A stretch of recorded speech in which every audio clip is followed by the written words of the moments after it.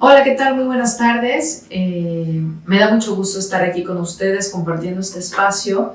Mi nombre es Jessica Ramírez Méndez y ante todo agradezco la invitación a palabras de nuestras autoras, enmarcado dentro del programa Contigo a la Distancia de la Secretaría de Cultura a través del Instituto Nacional de Antropología e Historia. Pues me han invitado a platicar acerca de un libro que tuve la oportunidad de coordinar con mi colega el licenciado Mario Sarmiento Zúñiga y que lleva por título La presencia de la Orden del Carmen Descalzo en la Nueva España, interacciones, transformaciones y permanencias. Pues espero que disfruten un poco el recorrido que quiero hacerles en torno al libro para que se animen a leerlo y vean lo que tiene por ofrecerles. Cuando pensamos en la Orden del Carmen Descalzo, probablemente el nombre no nos dice demasiado. No obstante, cuando nos acercamos y entonces tratamos de hacer memoria en algunos de los lugares que hemos visitado, ya sea de jóvenes, adolescentes o todavía de adultos, es ahí cuando se empiezan a hacer nuestras conexiones con esta orden. Pienso, por ejemplo, que los que vivimos en la capital de México, podemos disfrutar todavía de uno de los pulmones que nos quedan por aquí y está relativamente cerca, que es el Desierto de los Leones. Ya sea que vayamos un día del fin de semana a pasar tiempo con la familia, a recorrer el yermo o a hacer simplemente ejercicio en medio de sus bosques. También podemos pensar, por ejemplo, algunos de ustedes habrán visitado el Museo del Carmen, que antes era el Colegio de San Ángel, precisamente de la Orden del Carmen Descalzo. Para los poblanos, pienso que un referente, por digamos la magnitud que sigue teniendo la fiesta patronal de la Virgen del Carmen, pues ese sería otro, donde van, digamos, a degustar en la Plaza del Carmen, pues semitas, helados, etcétera, ¿no? Y bueno, no solo durante la festividad, sino también en otros, digamos, los fines de semana, hasta para ir al mercado por una semita. Pues en general, cuando pensamos actualmente en la Orden del Carmen, podemos ir justamente recogiendo varias de las huellas que nos dejaron, y eso es justamente lo que tratamos de retratar un poco en el libro, los diferentes autores, ¿no?, que participaron en él, como ya lo comentaré más adelante. Siempre pienso que las instituciones eclesiásticas en general, en la época novohispana, tienen mucho que ver con lo que hoy en este mundo secularizado serían nuestras secretarías de Estado. Podemos pensar casi en cualquiera de las secretarías que hoy, digamos, nos rigen y veríamos que si eso lo comparamos con la época novohispana, más o menos las funciones que hacían las diferentes instituciones eclesiásticas, digamos, se realizan hoy en día son realizadas hoy en día por esas secretarías. Tal vez no de manera directa, en algunos casos de manera indirecta. Pero pensemos, por ejemplo, en nuestra Secretaría de Salud, en la de Bienestar, en la Educación, en la de Desarrollo Agrario, Territorial y Urbano, entre otras. Lo que nos vamos a dar cuenta es que las instituciones eclesiásticas hacían, digamos, ese quehacer. Y en realidad es por eso que a mí siempre me ha interesado mucho regresar a reflexionar en torno a estas entidades eclesiásticas. Fueron una impronta que va mucho más allá de su labor evangelizadora, para los que son fieles o no lo son. En realidad lo que me interesa sobre todo destacar, y esto creo que se refleja mucho en las participaciones que hay en este libro, es cómo las instituciones eclesiásticas, y particularmente en este caso la Orden del Carmen, nos dejaron una serie de elementos que condicionaron, que organizaron a la sociedad de ese momento y que hoy todavía hay resabios de esa organización social, política, económica que nos legaron. Antes los conventos, ¿no?, si pensamos en los conventos en el siglo XVI, XVII, XVIII, tenemos que pensarlos como núcleos que atraían a la población, digamos, a sentarse a su alrededor. ¿Por qué? Porque los conventos de manera general aportaban una serie de servicios a la población que estaba a su alrededor, ¿no? Por ejemplo, proveían de servicios médicos, vendían medicamentos en sus boticas, generaban calles en su entorno, hacían que se pusieran fuentes de agua en su interior y entonces tenían la obligación de también tener una fuente de agua hacia el exterior y entonces la gente podía proveerse justamente de este líquido vital. Marcaban la dinámica diaria, ¿no? A partir de sus campanarios, marcaban también las dinámicas anuales a partir del calendario litúrgico y bueno, también daban las noticias desde el púlpito a la población, digamos, de alrededor. Igualmente, hacían posible una serie de actividades, ¿no?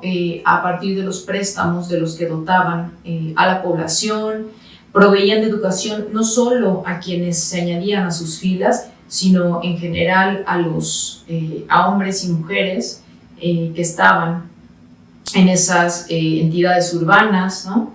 Los conventos de monjas fueron un espacio en el que se desarrollaron las mujeres. También se hacían cargo de grupos vulnerables como lo serían huérfanos. En fin, podríamos seguir con esta enorme lista, pero lo que me gustaría destacar es que las instituciones eclesiásticas posibilitaban la vida en las nuevas ciudades. Y de ahí el interés de seguirlas estudiando, pues esta, como ya lo decía, esta impronta organizacional es un poco la que todavía hoy nos dejan ver, ¿no? Así, la idea es repensar precisamente ese patrimonio que nos han legado. Es un patrimonio enorme que va desde un edificio histórico hasta una pintura, hasta la organización de muchos de nuestros centros históricos actuales, las calles que recorremos, los nombres que tienen, nuestra forma de organizarnos socialmente, nuestra forma de relacionarnos, la forma en la que, digamos, se realizan procesos políticos, la religiosidad de diferentes poblaciones, etc. De lo que se trata, sobre todo en un momento de cambio como en el que nos encontramos actualmente, es de identificarnos con esa herencia artística, histórica y, digamos, en gran medida cultural, que va más allá de las creencias, ¿no? Y que en realidad, desde mi punto de vista, tiene que ver con replantearnos cómo nos hemos organizado como sociedad, cómo hemos cambiado, hacia dónde vamos. Y en ese sentido es que Mario y yo elegimos el subtítulo de este libro, que es Interacciones, Transformaciones y Permanencias, porque pensamos que en realidad no podemos entender nuestras dinámicas actuales, la vida en las ciudades o en los nodos urbanos, sin ese legado de la época que nos rigió por más de 300 años y justamente también estudiando los actores que participaron en él. Así como he hablado de las generalidades de las corporaciones eclesiásticas, específicamente la Orden del Carmen tiene características muy puntuales que la hicieron y la distinguieron de las otras órdenes religiosas que se establecieron en territorio novohispano.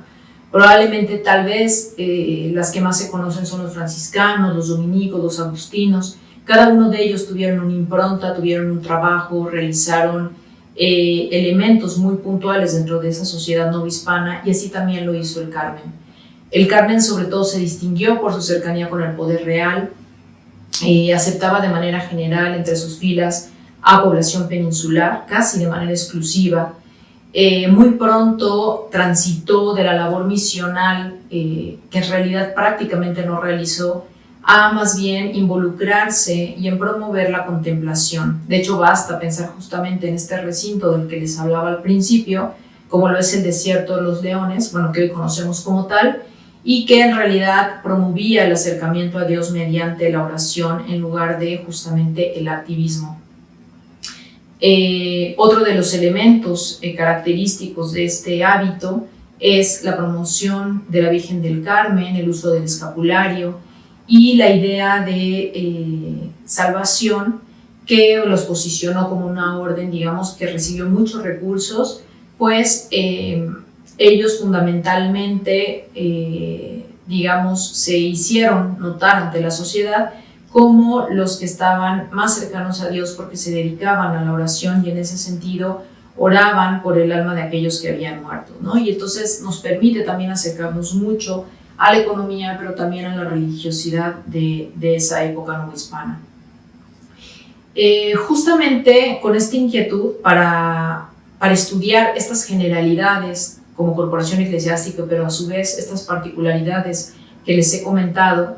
En el 2015, el licenciado Mario Sarmiento, el doctor Manuel Ramos Medina y una servidora organizamos el Congreso Internacional, o un Congreso Internacional que nos permitiera hacer nuevos planteamientos en torno a esta orden religiosa, justamente porque además se empataba y digamos, queríamos conmemorar los 500 años del nacimiento de Teresa de Jesús, una figura fundamental dentro de esta orden, por supuesto, y a su vez los 430 años de la llegada de la Orden del Carmen Descalzo a la Nueva España. Invitamos a diferentes especialistas que de diferentes formas se habían involucrado en el estudio de la Orden del Carmen. Así involucramos a historiadores del arte, también una arquitecta fue parte, digamos, de estas presentaciones. Este encuentro fue muy rico, hubo mucho diálogo, hubo mucha participación, y entonces, terminado el congreso, invitamos a los participantes a que realizaran trabajos in extenso y a partir de ahí poder hacer este libro.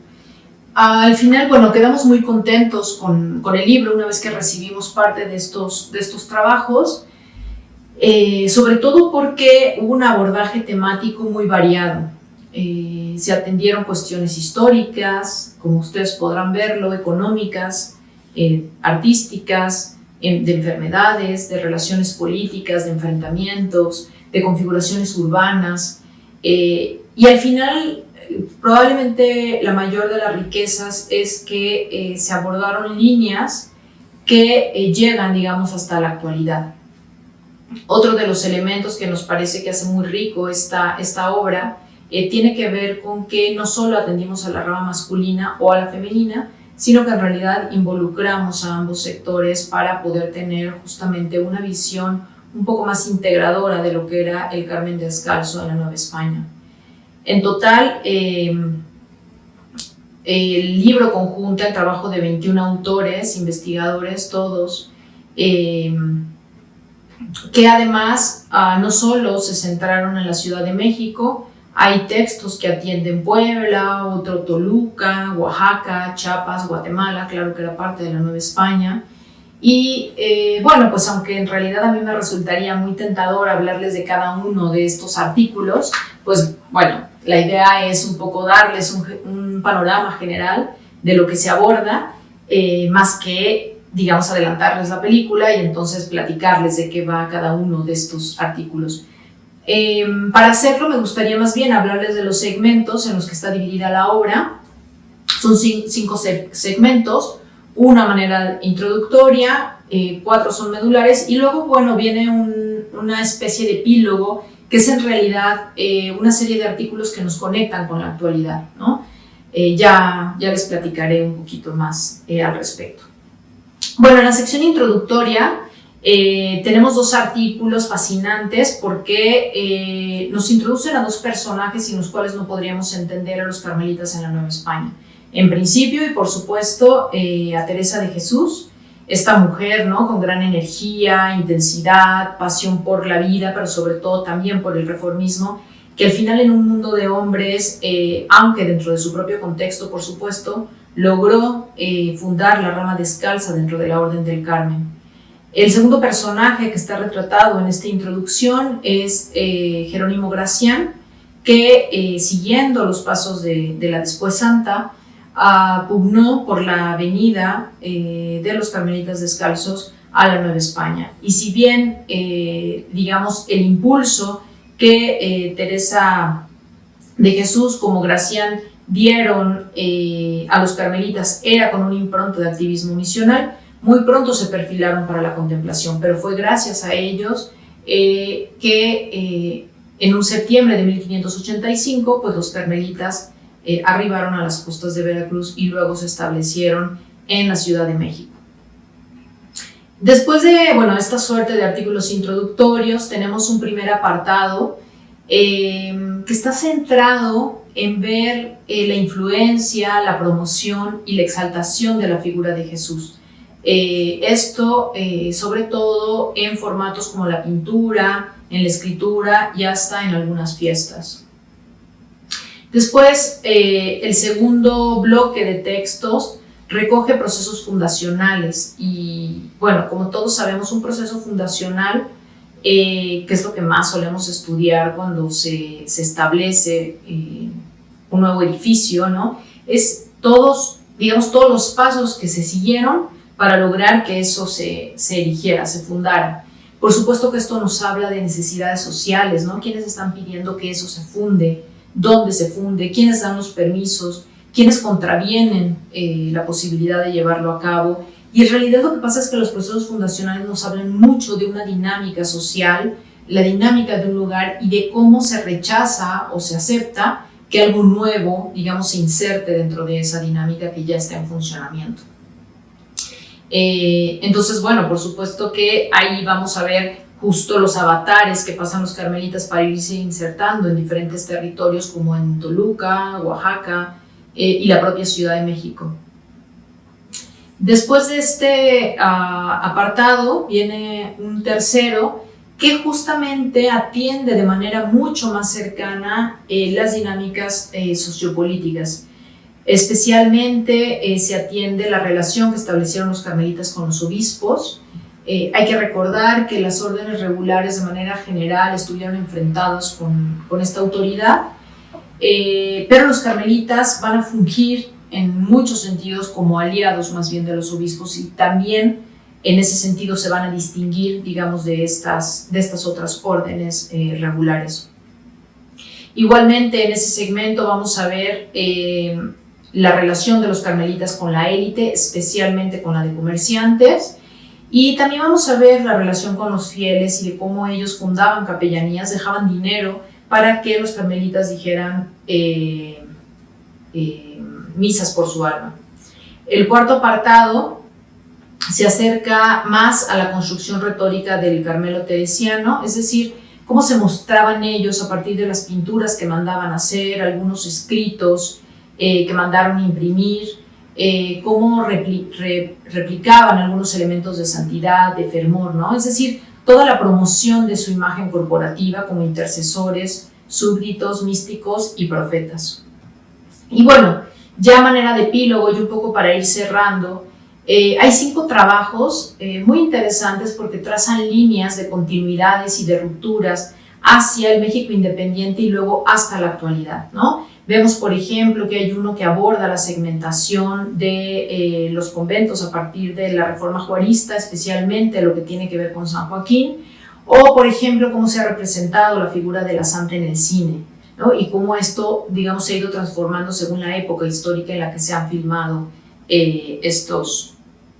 estas películas. En fin, como puede verse, si bien podemos aproximarnos a la orden, los autores trataron de ir mucho más allá de los establecimientos carmelitanos en la Nueva España, de la propia figura de Teresa de Jesús, porque no solo está dirigido justamente a aquellos que están interesados en la Orden del Carmen, sino que la idea fue acercarnos, ¿no?, de manera conjunta a los textos, a los entramados sociales del momento, a los poderes enfrentados que participan, digamos, de intereses locales, a la configuración de espacios, sobre todo configuración de espacios urbanos, a la transmisión de mensajes mediante programas visuales, de texto, objetos, y por supuesto a su influencia ideológica y religiosa. En síntesis, el libro me parece que es una provocación. Dispone algunos puntos de partida, algunos de encuentro, que nos invita a pensar y replantearnos nuestras propias interacciones, nuestro propio devenir socioespacial a lo largo de los siglos virreinales principalmente y aún sus reminiscencias en la actualidad. No se lo pierdan, y menos ahora con la facilidad y los descuentos que nos está dando el INA a partir de esta presentación.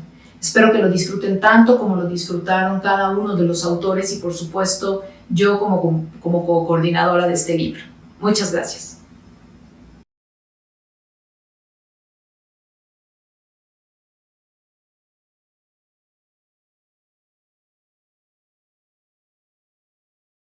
Instituto Nacional de Antropología e Historia. Secretaría de Cultura.